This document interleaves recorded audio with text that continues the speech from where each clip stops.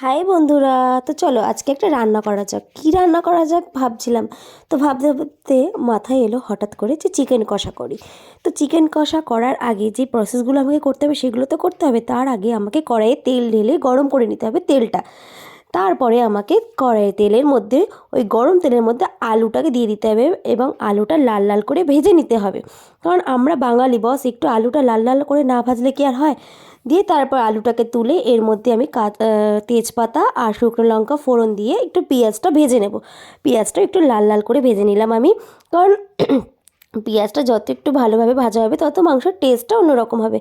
দিয়ে পেঁয়াজটা ভাজা হওয়ার পর আমি এবার মাংসটা মানে আমাদের চিকেন যেটা আছে সেটাকেও আমি একটু হালকা করে ফ্রাই করে নেবো। এটা আমি করি, জানি না আর কে কে করো, তোমরা যে যে করে থাকো আমাকে প্লিজ কমেন্ট করে জানিয়ে তোমরা।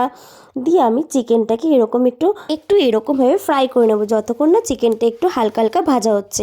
তো চিকেনটা ভাজা হয়ে যাওয়ার পর আমি এর মধ্যে আদা বাটা, রসুন বাটা, হলুদের গুঁড়ো, লঙ্কার গুঁড়ো, নুন আর একটু সানরাইজের মানে গরম মশলা গুঁড়ো সেটাকে দিয়ে ভালো করে, এই যে গরম মশলা গুঁড়ো ভালো করে দিয়ে আমি এবার এটাকে সুন্দর করে কষাবো যতক্ষণ না আমার এই মাংসটা থেকে তেল বেরোচ্ছে, ততক্ষণ আমি এটাকে ভালোভাবে আস্তে আস্তে কুক করব। দেন তারপরে আমি এর মধ্যে দিয়ে দেবো একটু কাঁচা লঙ্কা, যে যতটা পরিমাণ ঝাল খাবে সেই ততটা পরিমাণে কাঁচা লঙ্কা দেবে।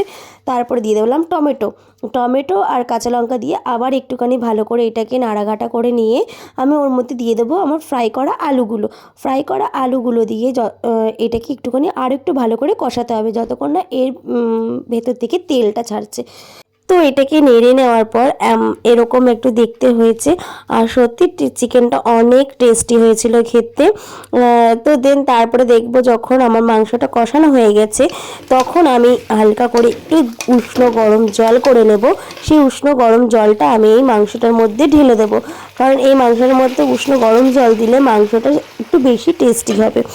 তো আমি এই যে উষ্ণ গরম জল হালকা করে দিলাম, কারণ আমি এটা চিকেন কষা করছি, অনলি ফর চিকেন কষা বলে আমার এরকম মাখো মাখো হয়েছে, একটা গ্রেভি টাইপের সৃষ্টি হবে। তো এই যে আমার রেডি হয়ে গেছে আমার চিকেন লাল লাল চিকেন কষা। তো তোমাদের কেমন লাগলো আমার এই ভিডিওটা প্লিজ তোমরা আমাকে কমেন্ট করে জানাতে একদমই ভুলো না। এই যে আমার গরম গরম রেডি লাল লাল চিকেন কষা, তোমরা যারা যারা খেতে চাও প্লিজ আমার বাড়িতে চলে এসো, আমি তাদেরকে অবশ্যই খাইয়ে দেবো, কোনো অসুবিধে নেই। তো আমার ভিডিওটা কেমন লাগলো প্লিজ কমেন্ট করে জানিও। আজকের মতো টাটা বাই, আবার একদিন অন্য ভিডিও নিয়ে